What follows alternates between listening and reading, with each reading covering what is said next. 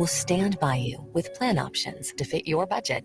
If you've recently lost your job, had a baby, or moved, you can still get the healthcare coverage you and your family need. Financial help may be available for those who qualify. Call 855-452-BLUE or visit hereforyouok.com to see if you're eligible to enroll. Blue Cross and Blue Shield of Oklahoma, a division of Healthcare Service Corporation, a mutual legal reserve company. My son was in the Army back during Desert Storm, but even then he wanted an MBA. He looked at a dozen schools, but only one offered the online education and flexibility he needed while he was in a tent in Iraq. Grantham University. Turns out that Grantham's been delivering affordable, relevant college and advanced degrees for over 65 years. Heck, if they can deliver a quality education to a soldier in a tent overseas, think about the flexibility Grantham can offer you so you can earn your degree too. It doesn't matter how complicated or full your life is. If getting a degree is on your bucket list, you'll want to do what my son did. You'll want to call Grantham. Find out how easy it is to get started on your education so you can check that college degree off your bucket list. Call Grantham right now. 800-910-1370. That's 800-910-1370. Flexible, affordable, relevant. Call 800-910-1370. Attention business owners and independent contractors. This is a money-saving message from Tax Mediation Services. If your business owes $20,000 or more in taxes, we can help you today, right now. Listen, dealing with the IRS is no picnic. It's an intimidating and extremely stressful process, and you don't want to go it alone. Our attorneys know every law, every tax break, and every possible opportunity to help you resolve and reduce your tax debt. And if you owe more than $20,000, you may be at the top of their hit list. So don't take your tax debt lightly, because it will not go away on its own. The IRS can seize your bank accounts, your home, and even shut down your business. Call our tax experts today at 1-800-783-0810 and let us deal with the IRS while you focus on your business. That's 1-800-783-0810. Again, that's 800-783-0810. KLRN Radio has advertising rates available. We have rates to fit almost any budget. Contact us at advertising@klrnradio.com.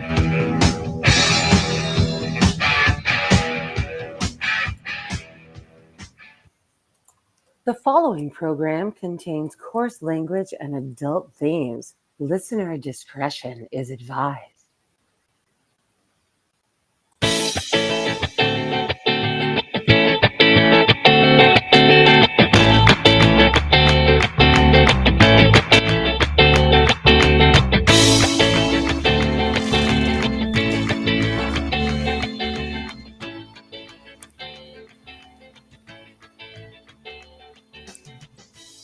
Welcome, everyone, to another episode of He Said, She Said. I am one of your hosts, Aggie, and with me is the other half of the equation, our awesome producer, Rick. How are you doing this evening? I'm starting to slowly feel like I'm getting a field promotion.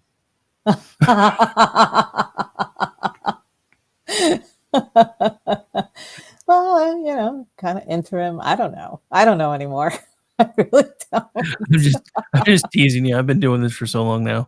It was funny. You were like, hey, can you fill in for Mickey for a couple of weeks? Sure. 12 months later. I know. Oh, why not? I'm doing all right. It's been an interesting week. I wound up having to go talk to my doctor about this whole thing that was going on with my ankle, because there for a minute I thought I was going to wind up having to start using a cane and stuff again. And I got yelled at again because I'm stubborn. Because now that I work from home, I rarely ever try to put shoes on. She's like, okay, you have a limp, dumbass. You have a bunch of other problems, dumbass.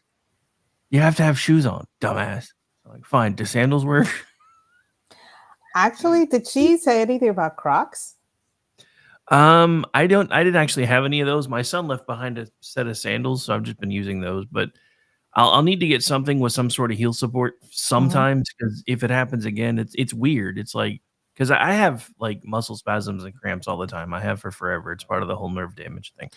But every once in a while I'll do something and it'll be random and it'll kind of come up out of nowhere, and it always starts in the same place. It's the Achilles tendon on my left foot.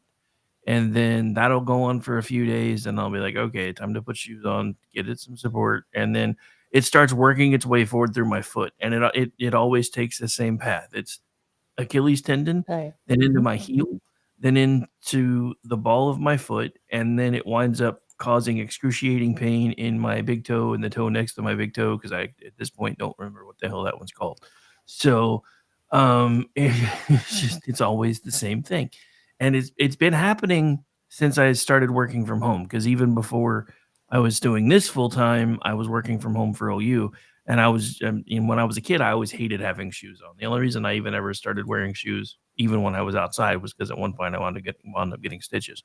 So when I had the ability to run around with no shoes on all the time, I was like, I'll just do that. And then it would happen like clockwork. Every month or so, my body would be like, hey, you don't have shoes on enough, fucker. Here, have some more pain. I'm like, no.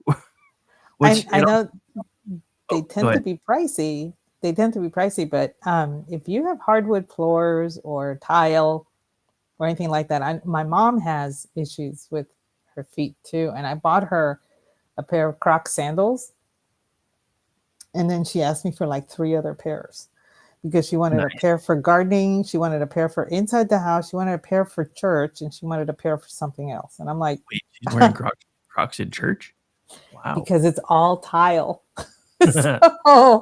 So she wants to become, but she said that it really made a difference. I mean, because there is a lot of cushioning. She does get the arch support from it and everything. So she says, yeah, they're ugly, but if I'm not going anywhere, I'll wear these throughout the house. And she uses them in and outdoors too. And she loves the fact that you can just hose them down, So I would I have a cheap pair from like Walmart, and I love those things because for the same reason.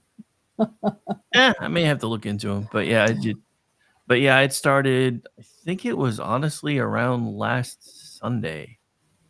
It was either last Saturday or last Sunday, because I was hobbling around. I think it was last Saturday, because I was hobbling around and trying to get things done. And then Ordy and I wound up not being able to do a show. Actually, I take it back. It was last Thursday was when it started, because I wound up not doing much on Friday, except for the stuff with you and Cats. And then Saturday, Ordy was like, I got to work. And I'm like, that's all right. I feel like crap anyway. And then, I was I take that back. It was last Thursday. So I was fighting this thing off and on for almost 10 days.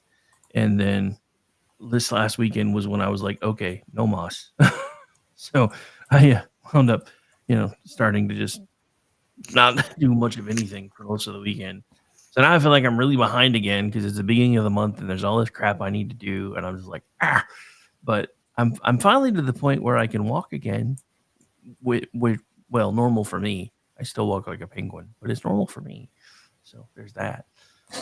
Okay. Well, outside of that, anything else happening, or is it pretty placid out there? Puppy's almost potty trained, not having to get up in the middle of the night anymore. She's figured out how to hold it at least. So that's been helpful, because for the first month I was getting hour and 15-minute naps until I started hearing because she couldn't get off the bed and knew she was going to get beat if she did something on the bed. So yeah, this is. I can't. I have a thing. I cannot. I love dogs, but I cannot sleep with a dog. As much as I love cuddling with them and everything, it's just I had a really bad experience, which we will get to during the show. But yeah. So in case you're just joining us, this is Life with Pets, Rick and Aggie style on He Said, She Said. How you doing? Doing good. Dogs and cats living together. Mass hysteria. It's been ringing through my head the whole day. Yeah, no, it's funny because that's what I told everybody is once we got rid of Abby, I was probably going to get a cat because Gracie loves cats and we couldn't have one in the house because Abby would eat it. And then I kept putting it off because I didn't really want a cat either. And the next thing I know, it's Father's Day and my oldest daughter is like, hey, Dad, the kids got you a Father's Day present. I'm like, cool. What mug did I get this time? She's like, no, it's better. Like, No, it's probably not. But what is it? We got you a puppy. It's like, No, no, you got a puppy. You got you a puppy that you want to come see at my house. That's what you got because your husband said no. That's exactly what happened. So it was funny because I had the dog for about a week, and then we wound up having to go back over to her place for a birthday party. And I thought we had a kennel to put her in. That was actually part of the reason why she started sleeping with me, because I didn't realize that at some point someone had broken Lola's kennel, so I had nothing to put her in to try to crate train her, which means I wasn't leaving her here by herself for 5 hours while we were in Shawnee. So we made the trip with the dog back to the house she came from, and I kept trying to leave her behind, and they kept figuring out what I was trying to do. I'm sad. And now you're back to being a dog dad. Yes, sadly. Although I have to admit, she is absolutely adorable when she's not pissing me off. Yeah, well, that goes for every pet. She likes to run off with my shoes. Oh, you're gonna have to break her of that. Oh, I am. Slowly, but I am. The problem is she's smart, which means she's stubborn. Because she's already she's figured out morning routine. Like she knows when I get up to go make coffee, when I come back with my coffee, she gets breakfast.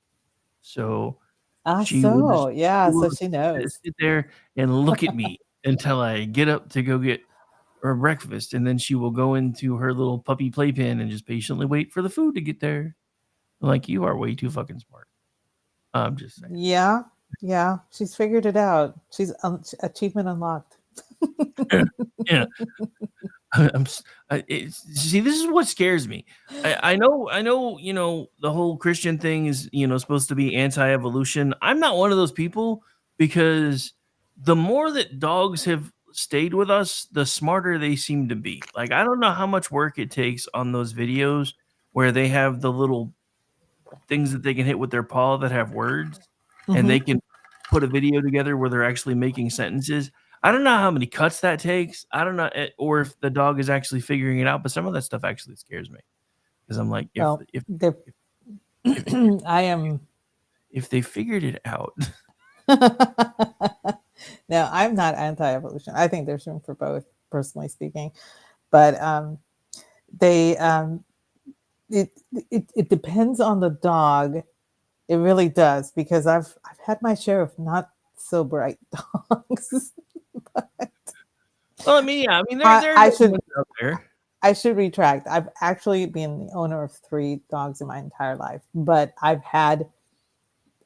been in situations where I've had to take care of many dogs. So, and of course, being related to people that own 6 or 7. So in that case, I've been around my share of dogs, and yeah, there are some that are not the swiftest boats out there. Let's just say. Swift boats. Kind of see what you did there. Well, we were staying away from politics tonight, Aggie. We are. I've always said that, even before 2004. So don't blame me. I'm blaming you, and I'm judging you a little too. Oh, great! I'm being judged. Okay. Well, just a little. All right. So we're apparently getting reports that the player in the chat room is not working. So let me check something real quick. Well, and while you do that, I will regale you with the absolute hell that has been going on here with my desk.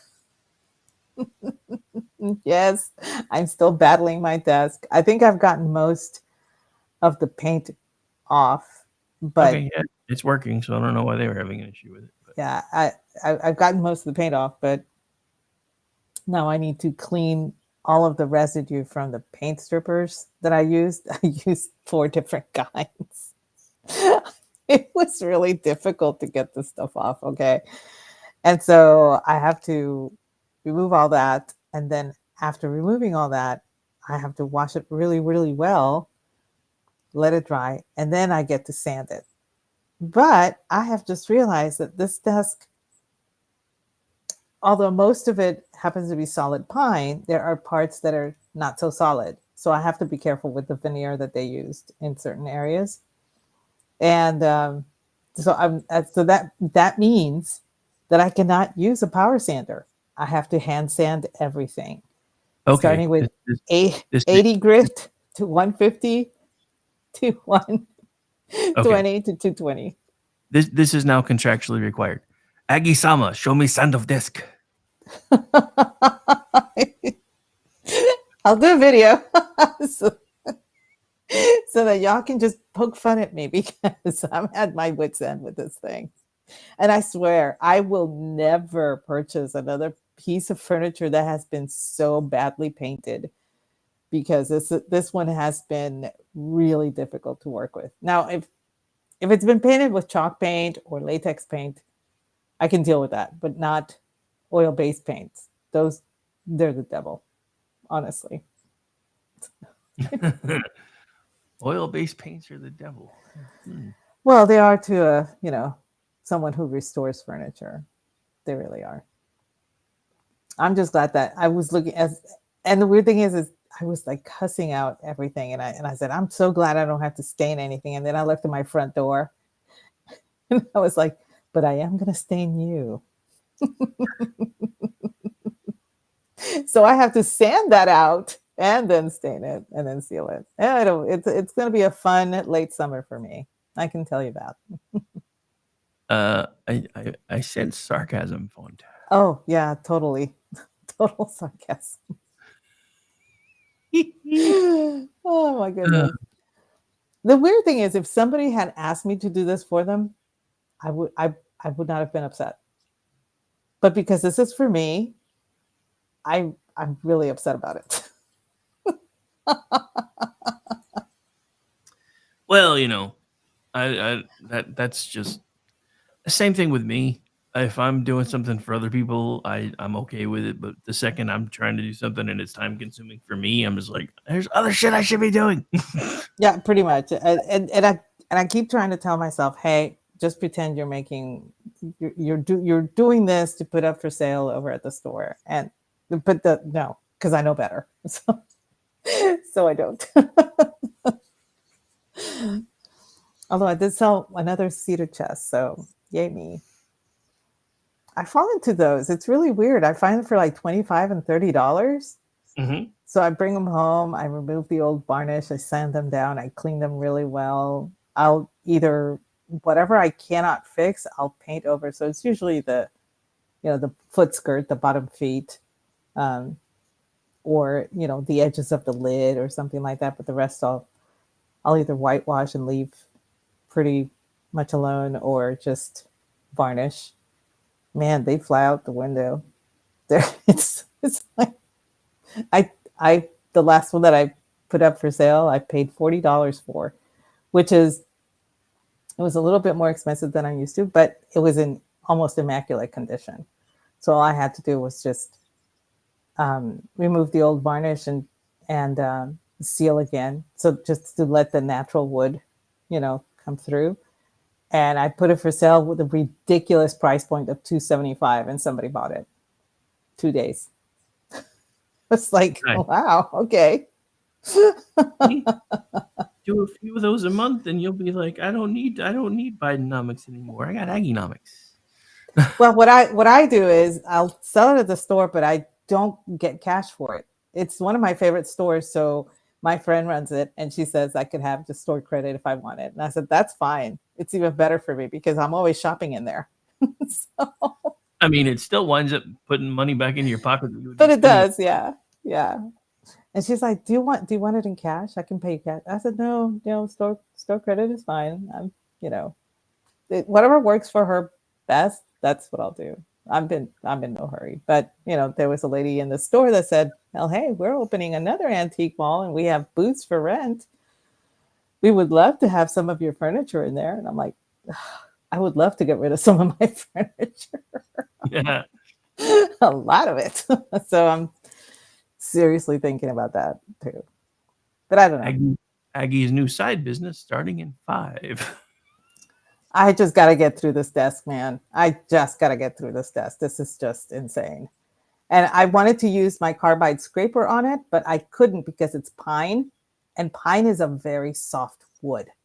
So if you even mess up a little bit, you could end up gouging the whole thing. So I just didn't want to take a chance with the carbide scraper. And everybody was asking me, why not use that to get rid of all the most of the layers? And I'm like, I can't. it's pine. And everybody's like, oh yeah, you can't do that. Yeah. all of my furniture flipping friends were like, yeah, you can't do carbide scraping on a pine. No. I know. You would wind up with about half of what you started with. And that's if you're careful. Yes. Yeah. And this one, what I'm restoring is a desk from the Sculpted Pine collection by Franklin Shockley back in the 60s. They would use pine and they would sculpt out the drawer handle. So there are no drawer, it's just sculpted out of the actual pine. So there's nothing to remove, but that means that I have to sand through all those little grooves too. And it has been a challenge. Let's just say. So Sounds like. yeah, and of course I can't have the dog out there because she'll want to lick everything. Yeah. I'm like, no. Yeah, the new puppy's really bad about that. Speaking of the new puppy, I figured I might as well show her off for everybody. That's her hanging out on my bed, looking at me like I'm insane. Oh my goodness, that face. She's so cute. Yeah. You think she's cute till she's running around the house with one of your shows. Anyway. Yeah, the funny thing is I have the Chihuahua dog that's my grand dog, and Lola, and Roxy is now, or Roxanne is only, as far as I can tell, about 12 weeks old now, and she's already almost 2/3 the size of Lola. And I'm like, oh, Lola's not going to like this when you're bigger than her, because right now she feels like she can boss you around. And I don't know how much longer that's going to last. Well, you would be surprised because my sister-in-law, she had an Irish setter and a Sheltie. And the Sheltie was the alpha and bossed that Irish setter like you wouldn't believe. So, yeah, I'm the Sheltie that I had, that was my sister-in-law's Sheltie. And so, yeah, she tried bossing my dog and my dog was not having that. She's like, no, I'm the alpha bitch here. No, like, you got things messed up if you think that's going to work with me. The thing was, that was my first dog, Lenny. She has since passed, and she was not having that. Okay, and then when she passed away, I just had Ivy, the Sheltie, and then we got my current dog, Rory, and she's a half German Shepherd, half Black Lab. And so she comes on the scene and she's just like spastic. He's totally spastic. And Ivy is trying to corral her, and Rory thinks that she's playing. Ivy gets madder and madder. Rory gets happier and happier. And I'm just like, oh, this is going to be good. So I tell everybody, don't touch the dogs. Let them fight it out. They'll figure it out.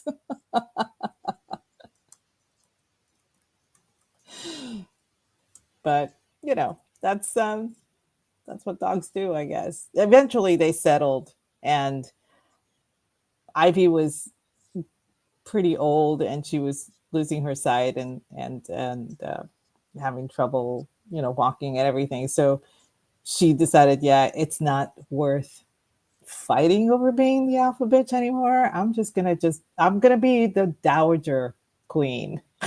Just retire. So that's what she did. I miss her. She was quite the character. Sorry, I just realized Jeff was saying that for some reason the Rumble feed wasn't coming through. So okay. So anyway, I guess we should discuss our pets. I've had other pets rather than the conventional ones. As most people know, I still have one that's not very conventional. That sometimes I actually have to put in the garage when people come over to visit. Wait, hang on. What is that? I have a non-conventional pet that I sometimes have to put in the garage when some people come over to visit. Well, no, I heard that part. I'm just it's my no, it's my It's my ball python.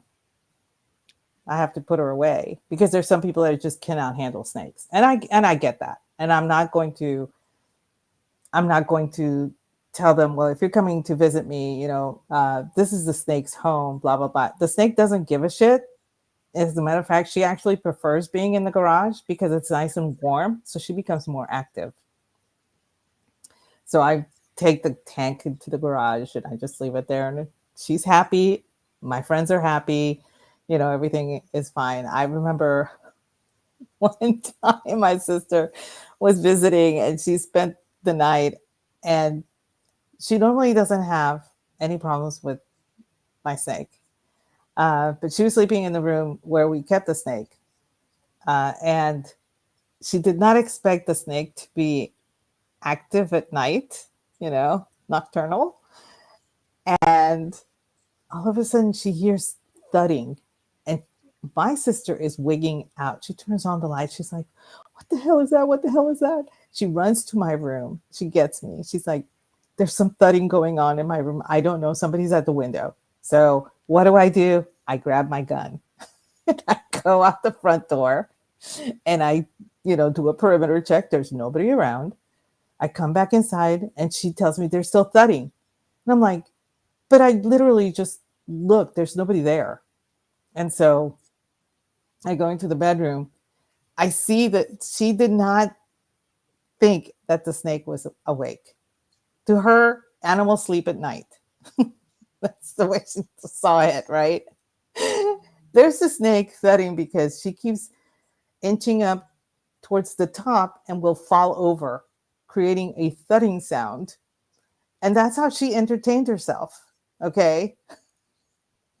She would just go up and then thud back down and then circle back around and go back up. And it was always in the same corner. So she's quite the character, you can say. Yeah. But, out of consideration for some people who do not like snakes or have an issue with snakes or have a phobia, I move the snake out into the garage and I leave her, she's got her own little spot there to where the whole, her whole habitat can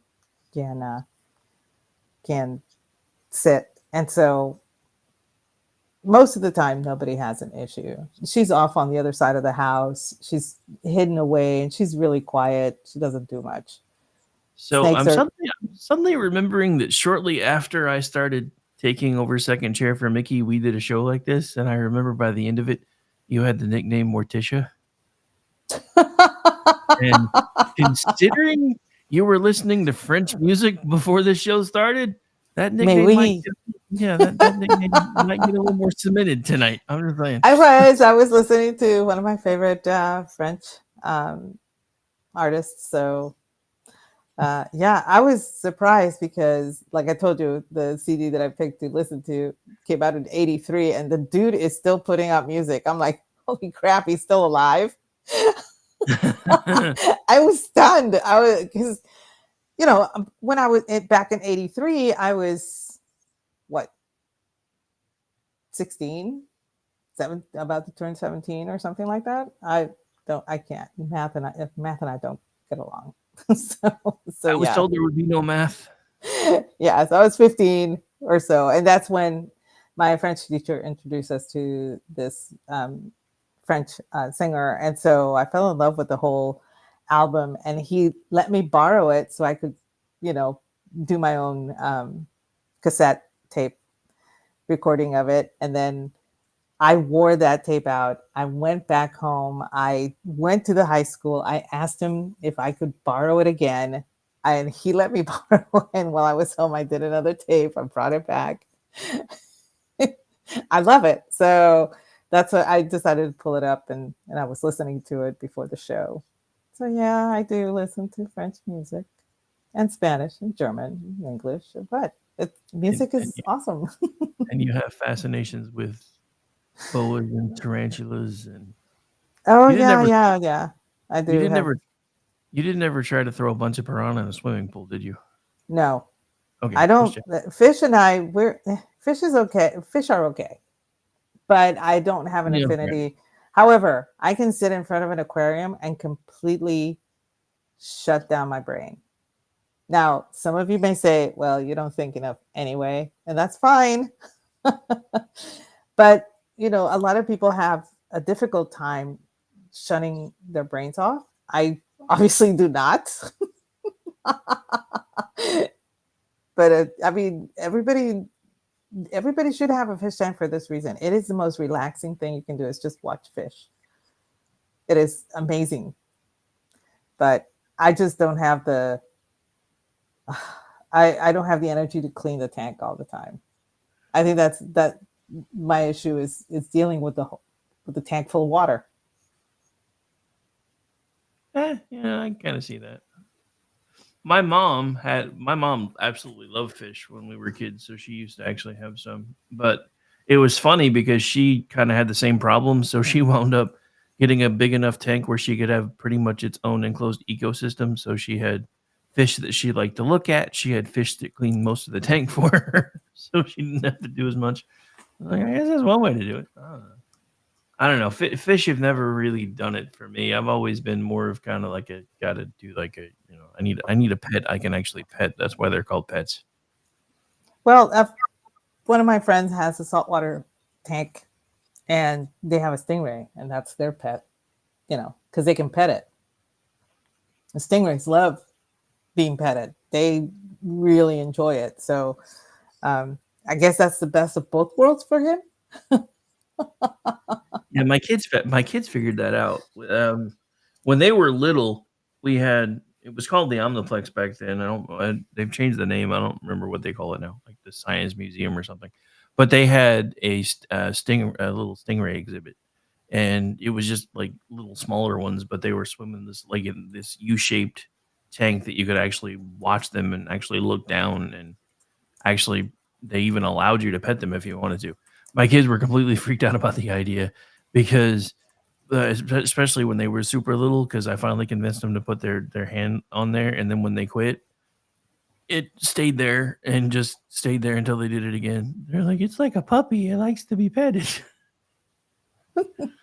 Yeah, I don't know, but yeah, but yeah, I never really was into the whole weird pet thing. My pets were always just usually dogs, cats. I mean, I grew up with dogs and cats. And See, funny, I didn't. I had to have a pet that either lived in a fishbowl or lived in a terrarium, and it had to be. or that you hid from your mom. Yeah, okay. So there was that. There were a couple of those. But I mean, you really can't keep a giant iguana in a tank. You have to actually have her outside. Him in this case. So that one didn't last long either. Pepito had to go the way of the dodo, or I actually had to place him with someone because Pepito was hanging out in one of my mom's ferns, and mom went to water the ferns, and the scream could be heard in the entire Tri-County area. That was not good. but at least with the tarantula, my mom gave me some leeway. She said, okay, but you have to keep her. She cannot come out of the cage for any reason. I don't care if you want to bring her out for show and tell for somebody. It has to stay in the cage. And I felt really bad with that situation. And eventually my mom was like, yeah, I can't deal with this. It's so ugly. It's got to go. And I'm like, she's beautiful. Look at all the hair and look at the pretty colors. And I mean, it was looking like at a sunset. She was so pretty. And so, but my mom wouldn't have it. So I had to get rid of that one too. Your mom's like, no, not happening. Nice try. No. She's never taken to pets. However, my sister has a Shih Tzu and a Maltese Shih Tzu, and she takes them with her when she visits my mom all the time. And then my mom goes apeshit over them.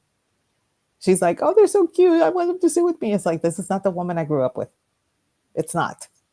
I don't know what happened, but whatever. So. It's always like that, though. Like and it's funny because now my kids are the same way with me, and it's not even just with pets. My kids are like watching me with the grandkids going, "Where was this guy when we were little?" I'm like, "He wasn't here yet." Because they're like, you're like so playful and jovial with them. You were always like, "Go away, kid, you bothered me." I was like, "That's because you did." Well, I see my parents with my nephews and my nieces. Okay. Totally different from what they were with me. I mean, well, no, I'll take that back. My dad's still the same, but my mom is totally different. My nephews and my nieces cannot do anything wrong. They are awesome and blah, blah, blah, blah. Meanwhile, my mom is still pitting each of us against each other, all of the siblings.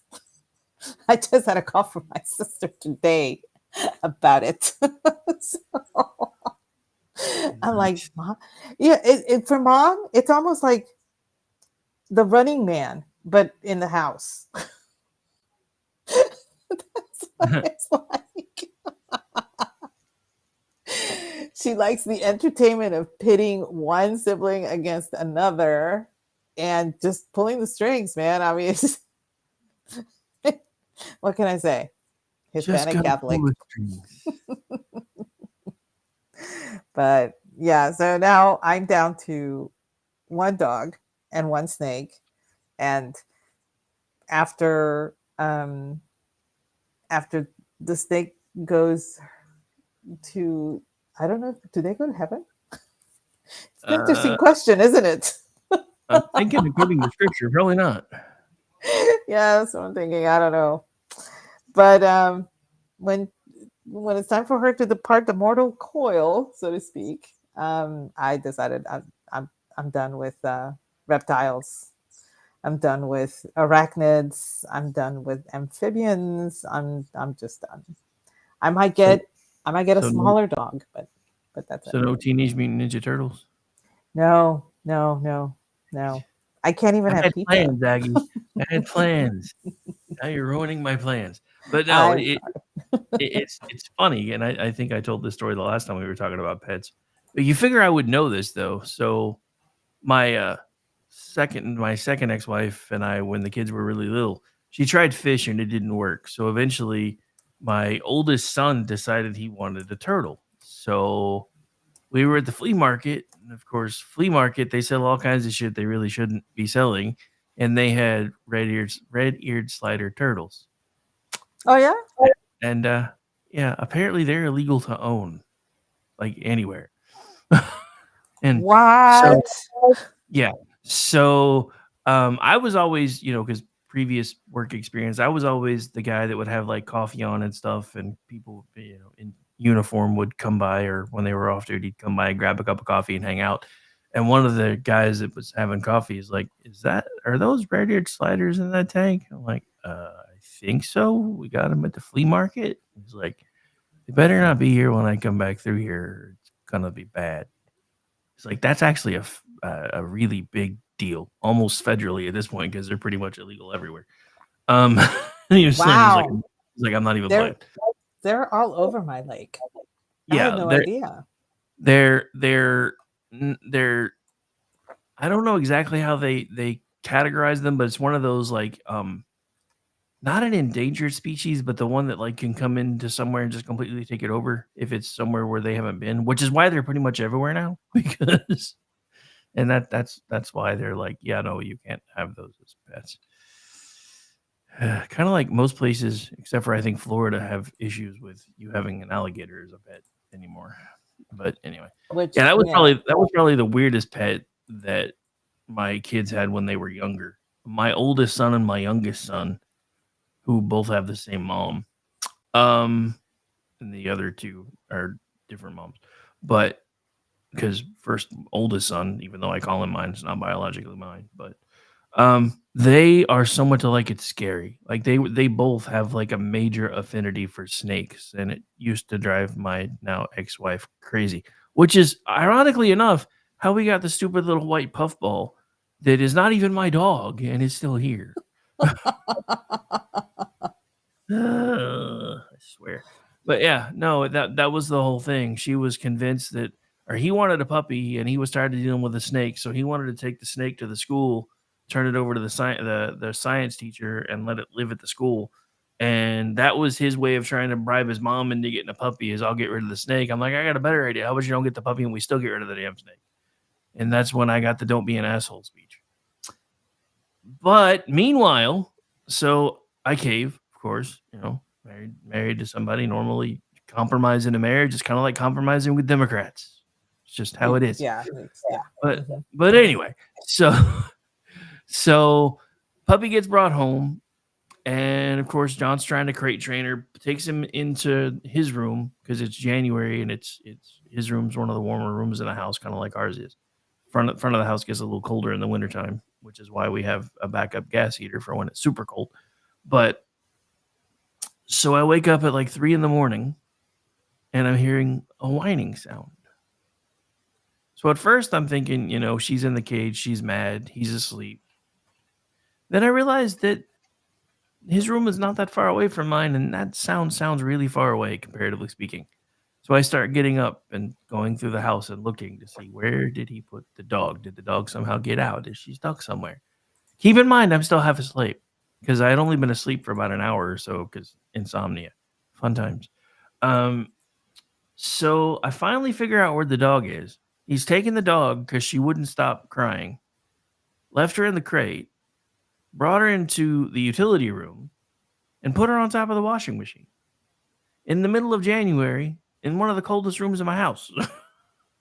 What? So she's whimpering and having a fit and freaking out and shivering and everything else. So I pull her out, and I'm, at this point, she can literally fit in the palm of my hand at this point. She was tiny. She still is.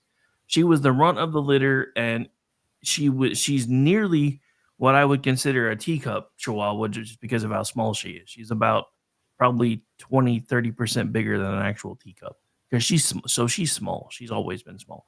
She's so small the vet is afraid to get her fixed because they're like, her stuff's so small, we're afraid we're going to butcher her. So that's fun too, because then every few months I have to put a diaper on a dog. That isn't mine. But so anyway, back to this story. So me, the guy who didn't want the dog in the first place, is feeling so sorry for the dog because she's just looking at me with these pitiful eyes, shivering because it's cold in this room. And I'm not trying to take her back to the bed because at that point, if I go in there, now X is going to be pissed because I woke her up. So I grab a blanket from the hall closet and I climb in my recliner and we recline, and she spends the rest of the night curled up on my belly and has been pretty much attached to me ever since. And then when I told my ex, when my ex came out and found me sleeping in the chair, she's like, "What'd you get out of the damn bed for this time?" Pulled back the blanket. I was like, "This is why." Because I woke up and your son, who you said really, really needed this dog just so you could get rid of the snake, decided to put it in the utility room. Why didn't you wake him up and make him take care of it? Did you really just ask me that question? Anyway, so yeah, dog's still with me. Now I have another one. Hey, thanks, Crystal. Appreciate it. It never ends, does it? No, it never ends. Well, and this is what I'm afraid of because the dog that I currently own, Rory, and several Twitter friends have actually come to stay with me. So they've met this dog. She's schizo. she's very lovable. She really is. She's a little nuts. So I'm at that point in my life where I just cannot handle a big dog. And she's not the biggest dog that I had. That Lenny was the biggest dog that I had. She's about maybe 10 pounds smaller than Lenny was. But still, she's still stronger than I am. I cannot, she takes me for a walk. I try to, no, it doesn't work. I cannot restrain this dog. She will take me for a walk. And there are times I will take her outside to do her business at 10 o'clock at night. And she will go and she'll start doing her business, and then she'll hear something. And she'll perk up. And she will take off in the direction of whatever she heard. And I will be screaming at her to come back. And she does not pay attention to me. She's got to go find whatever it is.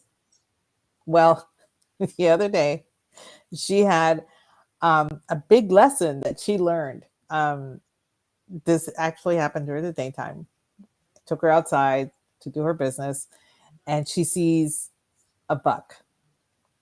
And so she takes off after this buck. And I'm like, stop, don't come back.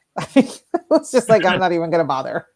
All of a sudden, I see her running back. And I thought, oh, so she does pay attention to me when I tell her to come back.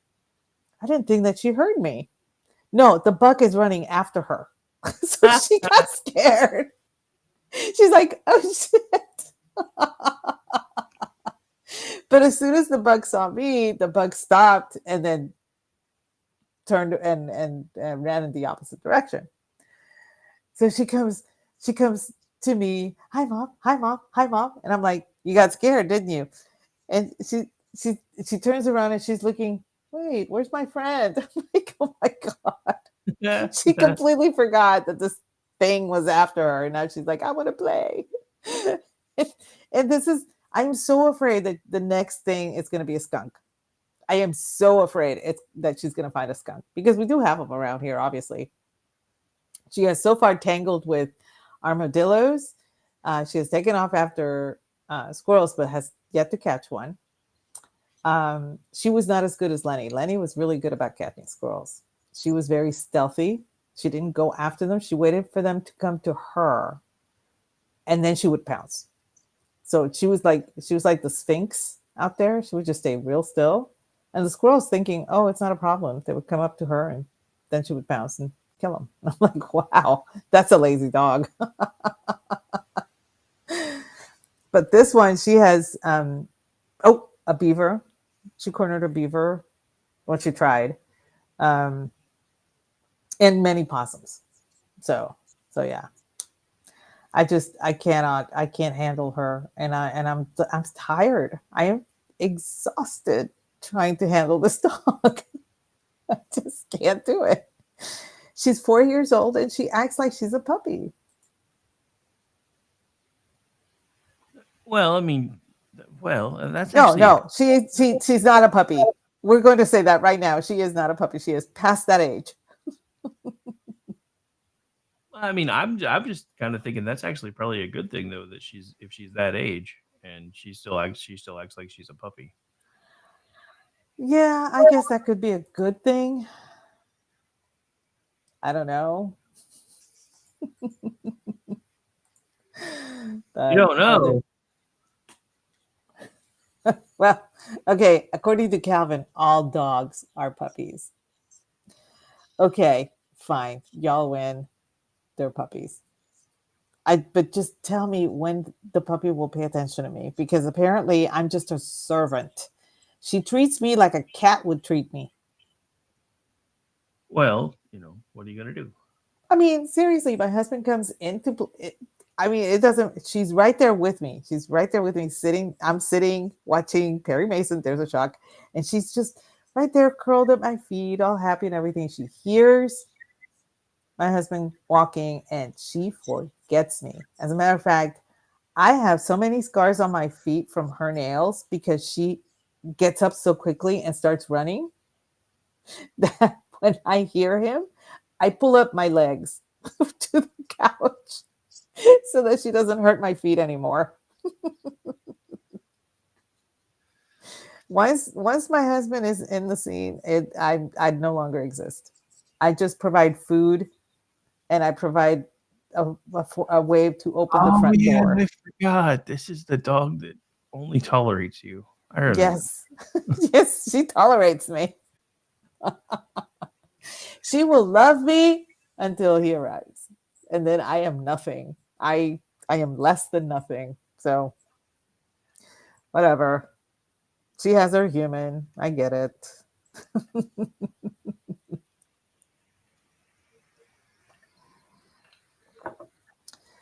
So I get, is this going to be your last puppy, your last dog? If I have anything to say about it, it will be. Apparently, I don't have that much to say about it, though. I was going to say you didn't have anything to say about it now.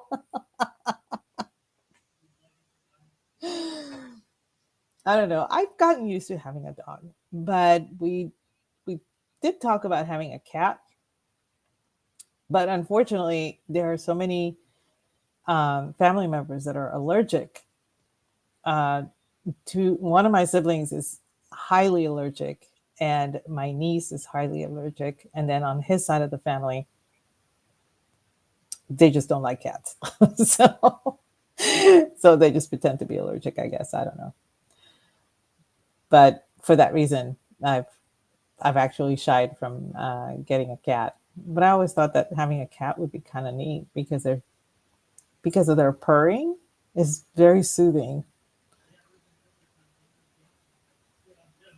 At least it has been in my experience. I may be wrong. I don't know.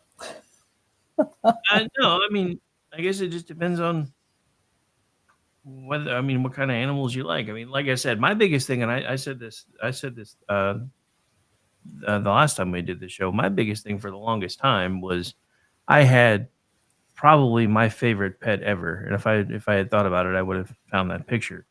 Um, because I actually have a picture of me with the dog in a photo studio because I insisted that because my parents wanted to do pictures and I insisted I take them with the dog.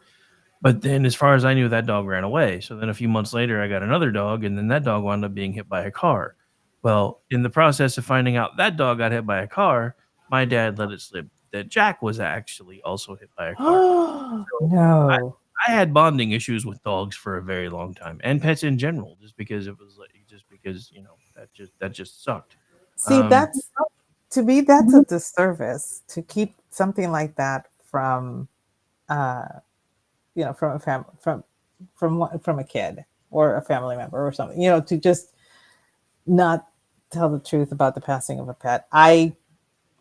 Of course, this happened to me when I was older. My sister and her husband were moving to Italy, and her stepson had a ball python, and that was our first. We took that one so that they wouldn't have to surrender it to the animal shelter,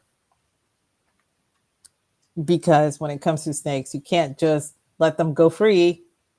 You actually have to register them. You actually have to take them to a place where they will register it, and then somebody else can come in and adopt it. And so we took it.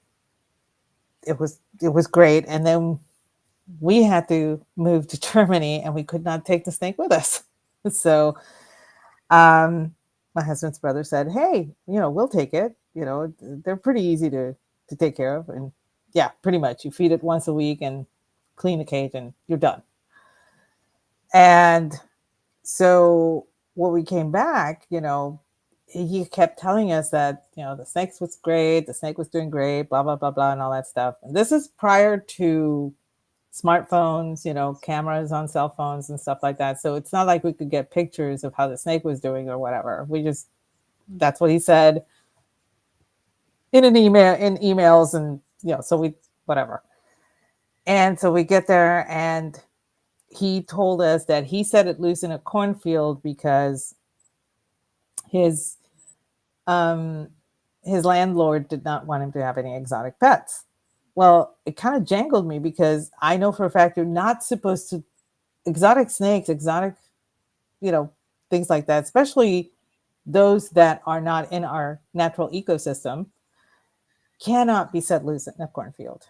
And all I'm thinking about is a freaking 25-footer going toe to toe with some cow out there in some field. I mean, seriously, I was panicking because I thought this was bad. so And wait, so somebody tried to Bill Mummy the snake? pretty much, he said that they set it loose in the cornfield.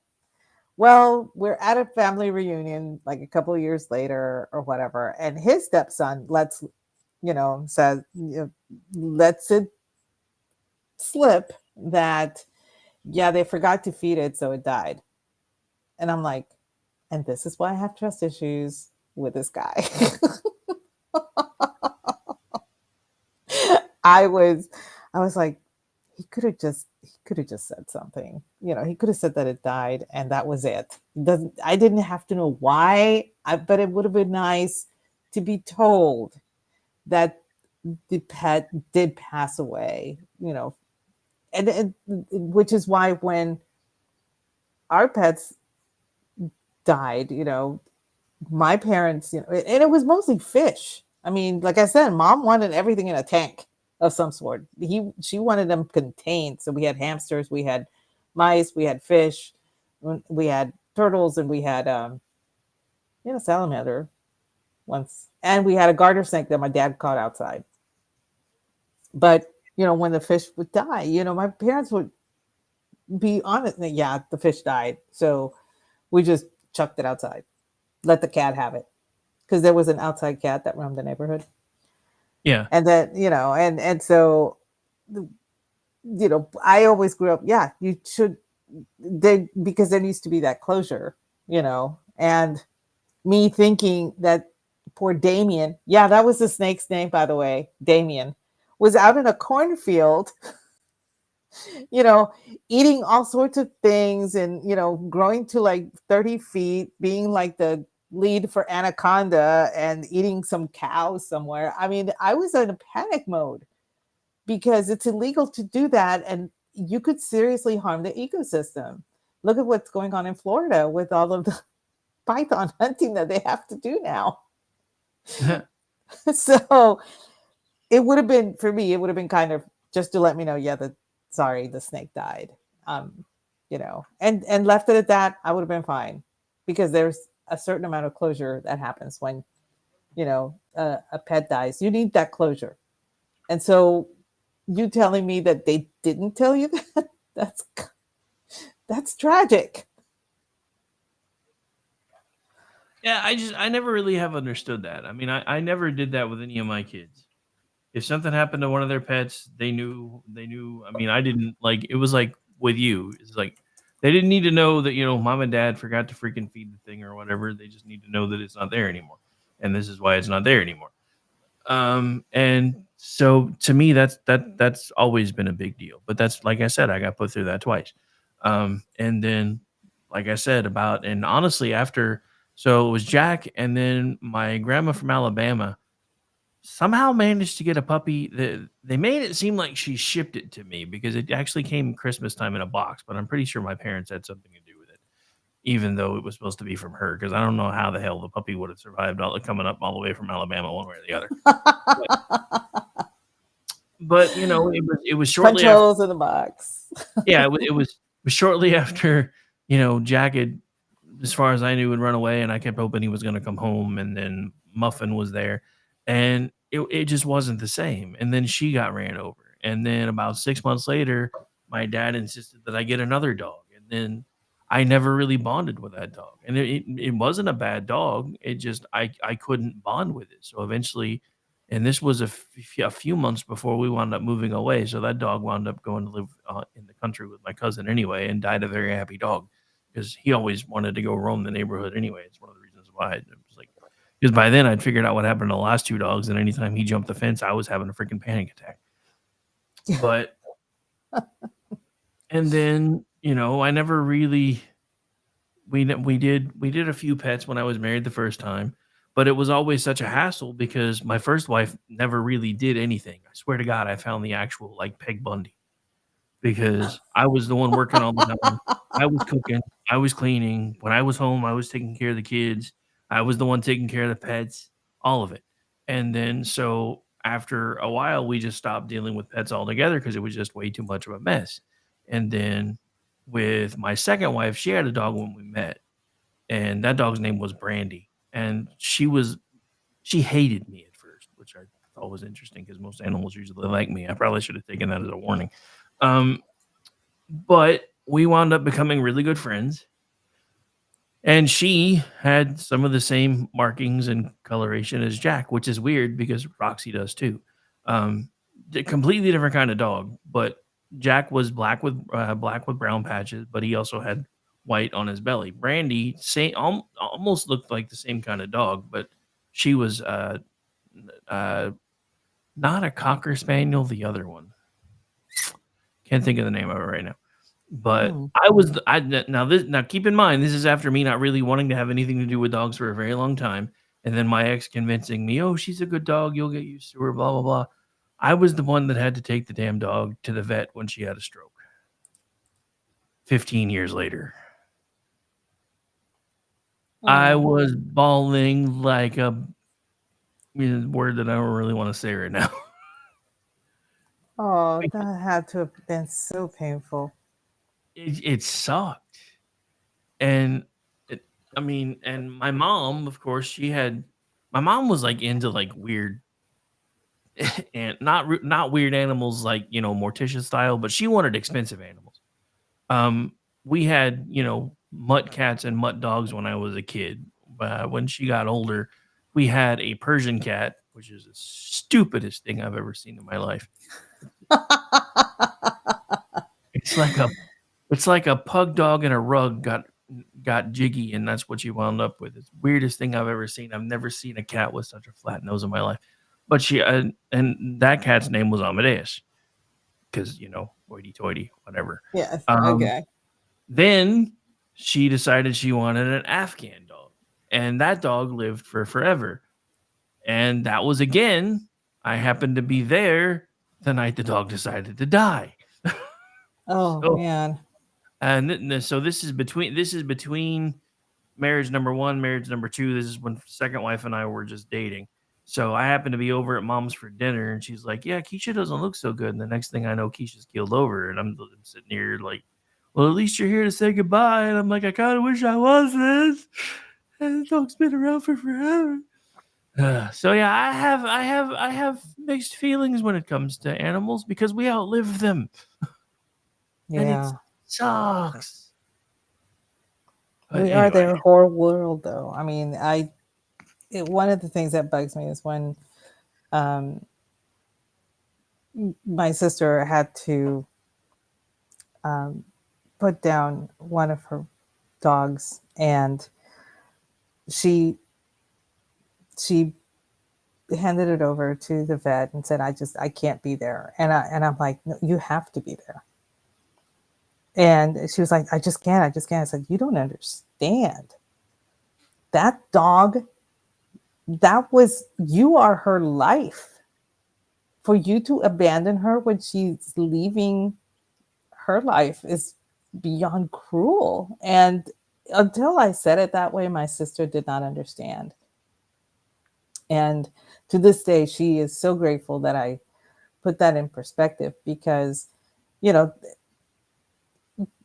pets become attached to us. And yeah, we become their entire life. They're in our life for the space of their life, but we're the whole of their life. And so I can't understand why somebody would just take their pet to the vet to have them put to sleep and then just walk out before that's done. I held my little Ivy, and it was the second hardest thing I had to do. And it, to this day, it just chokes me up, but because she was trying to see me, she was almost completely blind, but she could tell that I was there. And I was singing to her, not in French. I was not singing in French. Are you sure? I'm positive. I know this is hokey, but I was singing When Somebody Loved Me from Toy Story 2, because I love that song. And I used to sing it to her all the time whenever she would wake up feeling pain from her arthritis. I would actually rock her back to sleep singing it. So I was singing that song when she had to be put down. And, the vet, she was like, I've never seen anybody do what you did. And I'm like, what did I do? I was confused. And she said, most of them will just be in the room. But I insisted on holding her as comfortably as she could be held because of her arthritis. Laying down for her was very uncomfortable. She had to be placed in such a way that she was kind of propped up a little bit. So I was holding her for that reason. And I was explaining that to the vet, and, and she's like, and you're the first one that's ever sung anything to their pet. And I was like, I can't, that cannot possibly be true. She said, well, at least in this office, you know. I was like, oh, okay. And, you know, afterwards I had to hold, I think I held her for about 15 minutes after she passed away. I just was very attached to her, and I did not mean to be attached to this dog, but it happened. Keep in mind, my sister-in-law just left that dog because her husband decided not to take the dog when they moved. Now they were moving to Germany, but Germany is the land of dogs. Okay, you have like maybe a 24. No, it was a 2-week quarantine period, and that was it. And so they could have taken their dogs. It just, my brother-in-law didn't like this dog. So that was, that's why I ended up with this dog. I mean, literally, she calls me up. Hey, remember how much you liked Ivy? And I was like, yeah. It's like, well, we can't take her with us. So we're giving her to you. I was not asked. Okay. I was told that she was going to be my dog. And I couldn't say no. That would have been so cruel. But I ended up becoming very attached to her, and it was very difficult to do. And keep in mind, I've held the hands of people who were, you know, terminally ill and did pass away while I was with them and everything. And that wasn't that hard, because I think human beings are, in that context, are prepared to pass on. So, you know, just having the comfort of having someone there, that's enough for them. But, you know, a dog doesn't know. They can't really comprehend. So that's why that one was really hard. And I told my kids, and I told my husband, I'm not doing that again. I just can't. I did it for my dog, and now I did it for the dog that was given to me. I can't do it again. So, but I'm sure that I'll be there, because I can't abandon. And that's, I'm sure you will be too. yeah, I mean, that's what it amounts to. You know, when you walk away, you're abandoning that pet that has loved you all its life. So, but yeah, I mean, that was one of the things, like with Brandy, right? I'm like, you know, she was at work, and I'm like, do you want me to come get you so we can take the dog to the vet together? And she's like, well, I'm at work. And I'm like, your boss likes you. If you tell him your dog is probably dying, you're gonna get to leave. Well, no, it's okay for you to do it. I'm like, really? Why would you not? It's your dog. Exactly.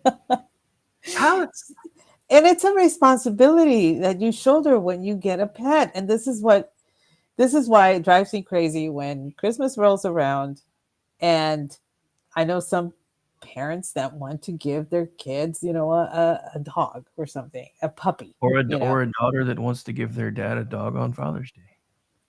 Oh, Yeah. too soon. You know, you know, I'm sorry. You are her human, and that's all there is to it. Oh, I know. Trust me. Well, the thing is, she absolutely loves Gracie. Gracie's been spending some time out of the house because she's about to start school, so she's been going to hang out at my aunt's house, her great aunt. And the first time Roxy got up and Gracie wasn't in the house, she went into Gracie's room. Then she came and looked at me. Then she went into David's room, and then came in and looked at David for a minute. Then came and looked at me. And then she went into the living room, came back and looked at me. Like, she's not here. And she just kind of, you could tell she was puppy pouting. It was the weirdest thing ever. But it's funny because anytime, like, if I go and I leave or something to go get dinner, when I come home, it's like the kids are like, you don't understand how much this dog already absolutely loves you. As soon as she knew you were here, she just took off running to get to you. And I'm like, whatever. Whatever, man, whatever. And yes, as much as I'm being a grumbly old man, I absolutely adore her, even though she does. Oh, I know. Believe me. We all knew this was going to happen. And we were all there when you told us, and you grumble, grumble, grumble. And I said, I give him 2 hours. And I think it was already, I said, I give him 20 minutes. Don't like any of you anymore. But we were right. Don't like any of you anymore. No. Just But, so you know, sad. actually, one of the things I was wondering, what kind of pet would you never have outside of the whole spider snake thing? I mean, I get that. Outside of spiders and snakes, rats. Really? Yeah, my brother had rats. No, I get it. It was a cartoon movie, but The Secret of Nim freaked me the fuck out. Okay. I don't know, no rats.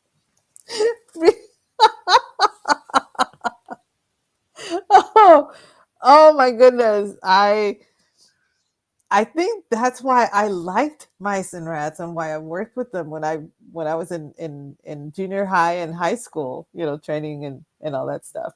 But Well, because you're freaking Morticia. I'm Morticia. Yes. Okay. But I can understand why somebody wouldn't want to deal with rats. And now I'm at the point where, because I have a snake and I have to deal with giving it live food like mice and rats, I cannot see them as pets anymore. I actually have to see them as food. And it was kind of hard for me, because there were a couple of times when my snake would not eat, which meant I had to take care of the mouse for a while until the snake had completed her shedding and she could eat again. And I'm taking care of this mouse, and I'm becoming attached to this mouse, and I'm giving the mouse mice food, and I'm buying it the little bowls, and I'm doing the little nest thing and all that stuff. And then I have to come to the realization I can't get attached to this mouse, because this mouse is dinner for my snake. So I actually had to reprogram myself to not see rats and mice as pets anymore, and it was difficult.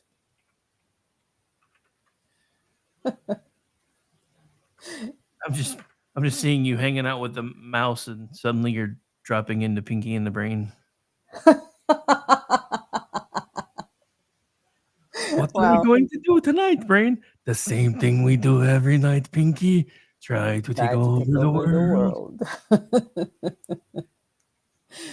No, and for me, I have to agree with Cal. I don't think I could have lizards again. I had a giant iguana, but that, like I said, that only lasted a couple of weeks until my father hit the fur and freaked out. I don't think my mother has forgiven me for that yet. I must add, I was 14 at the time. But I don't want to have lizards. I don't want to have skinks. I don't want to have anything that I would need to feed crickets to. I can't that's a line I don't cross. I hate crickets, but not for the reasons that y'all think. I had a cricket infestation in my bedroom, and I woke up one night with them in my hair and inside my nightshirt, and it was just insane. And after that, I just cannot stand them. And it's not that I'm afraid of them, and it's none of that. I hate them. I will go out of my way to actually squish them. So, which you would think I would be okay with feeding them to a lizard, but I'm not, because that would require me actually keeping them alive in my hand before putting them in there for the lizard to feast on. So that is my one thing why I would not have lizards, because I would have to feed them crickets. And I know it makes no sense, but yeah, that's where I'm at. Yeah, I don't know. Crickets have never bothered me. The one thing that I will say that my friends always kind of were weirded out about when I was really little, and this is probably 5 or 6, was, and I guess it was because I had no fear yet. I remember because we had a big ass field behind, well, actually, technically in front of my house because it was, I was on the opposite side of the street, but it was behind our neighborhood, and we would always go play in it because there was this big drainage ditch that everybody would ride bikes and stuff on. Well, I was a late bloomer when it came to riding bikes, so I would just come out and watch them do it and kind of hang out in the dirt and play. And it was weird because, and I remember this to this day. I was sitting there and everybody was freaking out at when they saw it because I'm just sitting in the middle of this red anthill and I'm playing with the ants. They're not biting me or anything. They're crawling all over me. I'm playing with them. I'm laughing. I'm giggling. And then one of my older friends comes over and says, "You know those things bite, right?" And next thing I know, they are biting the shit out of me. And I'm running home. And my dad's like, "What the hell happened? You're covered in bites." I said, "I was playing with ants and I didn't know they could hurt me. And then somebody told me they could. Now they tried to kill me." Wow. It's almost weird. as soon as they said it, the ants were like, "Hey, wait a minute. Yeah, that's our job." No, it was more probably because I mean, and people have tried to explain this to me ever since, but I can't do it anymore. There's a pheromone that you release when you're afraid, Oh, and yeah, that's true. bees and ants and everything that is hostile to us if we're afraid senses that change. And it's like the second they said that, I tensed up, I freaked out, and I'm being eaten alive by a bunch of red ants. That was fun. Well, yeah, this is true. And I've never been afraid of bees. I'm not allergic, so I don't have a reason to be afraid of them. But a lot of people, even if they're not allergic, they tend to shy away. They think, "Oh, I don't want to get stung," and they swat at them and all that stuff. Me, I actually let them crawl all over my hands. We used to have a beautiful Pride of Barbados bush outside my front door, and they loved that thing. And I would come out there and I would put my fingertips to the flower, and they would actually use it as a ramp to get to the pollen. And so all these little bees would be on my hand. And one of my neighbors came over and she freaked when she saw me doing that. And I'm like, "Why are you upset?" And she's like, "They're going to sting you." And I'm like, "They've never stung me before." you know, and I don't, I see a wasp and I just leave it alone. I don't give it a thought or anything like that. So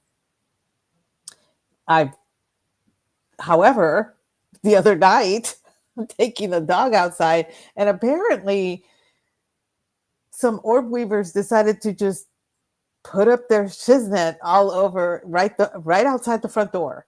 So I'm like, I am not stepping into the kingdom of the spiders.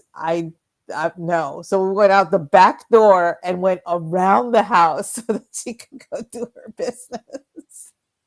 Nice. Like, there must have been 5, come the morning, they were all gone.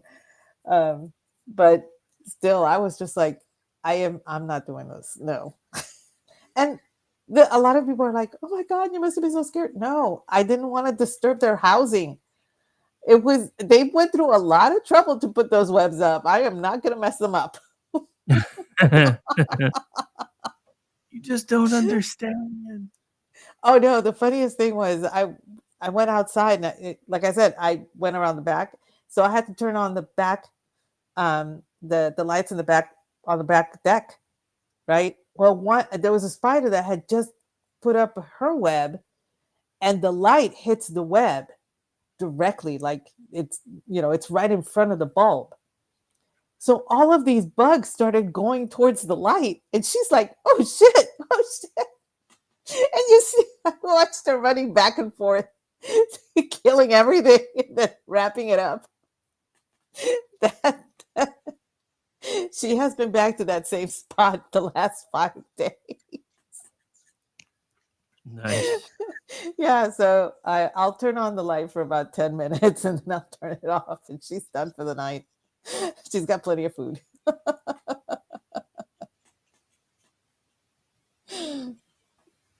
Yeah, you know how it is living in the country. Oh yeah, trust me, I know. that was one of the things my former roommate absolutely hated when she moved out here, because she's like, "You guys have creatures everywhere." I'm like, "We live in the country." It's It's called the just kind of how country. things are. It's called the country for a reason. Anyway, so Yeah, I had a friend of mine ask me, "So do you like living out in the country?" And I had told him, I said, "Well, here's the thing. I was raised in Puerto Rico. I lived in an area that literally did not get telephone service until 1995." And he just said, "Yikes." I said, "Yeah, I'm loving it out here." it's funny. But yeah, no, I mean, it's just, it definitely was an adjustment. But now, anytime I turn on the local news, there's like stabbings and shootings all in the city, and I'm like, yeah, no, I don't think I want to go back there. I think we're, and the weird thing is we're in a part of Texas that there are not the biggest cities are still the very, very low 6-digit as far as population. I think the biggest one is 100,000. Yeah. So if I but I'm not that far away from the metroplex, and that means a lot of people. And we have a friend who was down in San Antonio. His truck got broken into and stuff got stolen out of it. And I'm like, I wish I would have known he was going there, because I would have told him. Well, the thing is, he should have known, because it wasn't his first rodeo, right? But the thing is, he was in a very reputable area, so that's why he was surprised. And I totally get it. But the thing is, San Antonio is the one-stop shop for the people that are coming across in the Del Rio sector.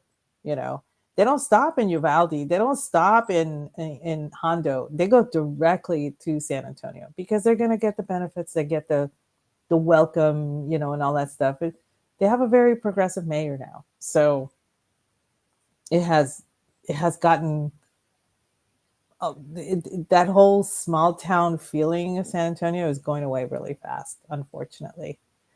And it couldn't last, but I kind of had hoped it would, but but anyway, that's neither here nor there. But because of where I live, I'm very remote, and I'm actually looking into getting Starlink now, so it'll be a little bit more reliable than what I have currently. And I was talking to somebody downtown in my little hamlet of 3,000 people. But they do have a downtown. And she was seriously thinking about getting Starlink as well, simply because it's so sparse here that connectivity is very unreliable. So, but that has nothing to do with pets, I know. No, I get it. But yeah, I mean, Laura's been having issues with hers, and it's funny because before they actually ran fiber optic out here, Windstream was the only thing that we could get, and that's where the whole drunk people hitting my pole with a tractor joke came from, because I was trying to make a joke and it stuck. Anyway. Oh, well. Anyway, we're almost at the top of the hour. So I know, right? So where can folks find you, Miss Aggie? It's going to take me forever to tell them where they can find me. Okay. I guess I'll go first. You can find me at Aggie Rican and at Aggie the Barkeep over on X. You can find me 8:30 p.m. Eastern Tuesday nights doing the Cocktail Lounge with the ever suave Brad Slager. 8:30 p.m. Eastern Friday nights doing He Said, She Said with you. The last Wednesday of every month, we get together and do Toxic Masculinity at 8 p.m. Eastern, where the guys get together to discuss guy issues. And they host a Babe of the Month, and I bring the drink of the evening. And last but not least, it has been so much fun to do this. The first Monday of every month, Jeff and I get together and do a book podcast. It's called Spirited Books, and it's on at 8:30 p.m. Eastern. And let me tell you, I cannot tell you how much fun this has been, because this past book that I picked was awesome. It was such a surprise, and it was written by Ethan Hawke. So Nice. yeah, I mean, it we tend to look for out of our comfort zone and very obscure tomes that most people wouldn't even know that existed or whatever. And like I said, they don't have to be up to date. You can read pretty much anything. And we're hoping to start having some guests with their own books. We've had MD Gamble as one of our guests already, so that should be a lot of fun. And how about you? Where can we find you? Shorter to ask where you cannot find me. I should be here tomorrow night pushing buttons for front porch forensics. I should have talked to them about that title before they changed it, because that's like a tongue twister for me. Which is now live every other Saturday night from 9 p.m. Eastern on. And then Sunday night should be back around doing America Off the Rails, the new 90-minute edition while I was on hiatus. So that one kicks off at 9:30 p.m. Eastern. Monday evening. Hang on, let me do this again. Monday afternoon, I'll be back doing the Rick Robinson Show. That one's Monday through Friday, 3 p.m. to 5 p.m. Eastern. Monday night, I'll be pushing buttons for the ladies of the red wine. That is at 8 Eastern for 2 hours. And then Tuesday night, pushing buttons for you and Brad, as you just went over. And then Wednesday night should be back to full boat again. So doing whatever at 7 p.m. Eastern with myself and Stacy, the conservative curmudgeon, producing for him. At 8 p.m. Eastern, Fubar should be back at 9 p.m. Eastern. I push Sam's buttons on that one too. Noticing a theme here, I seem to push everybody's buttons. And then 10 p.m. Eastern, Rick and Orty should be back doing that, hanging out behind Circle K with all of you.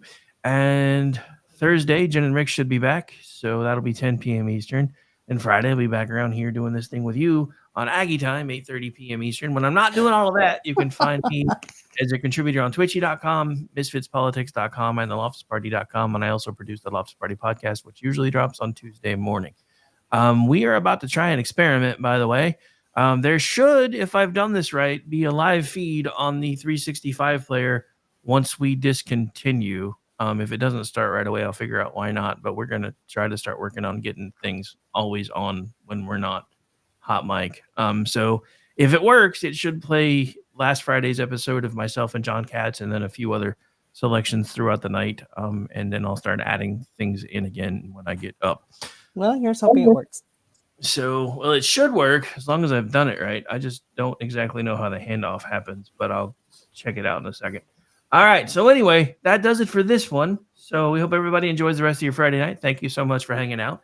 If you are so inclined, you can just leave the player playing in the background while you're doing whatever you're doing and catch some of the other stuff that we do. So if you missed me and John last week, you can catch that now. We also have a couple of classic offerings that'll be showing up throughout the night, like an episode of another podcast, because we have a lot of catalog that I can put to use now that we have an always on capacity. So, woohoo! All right. Anyway, so we're going to get out of here. You guys enjoy the rest of your Friday night. And thank you for hanging out with me and Aggie. Have a good one, y'all.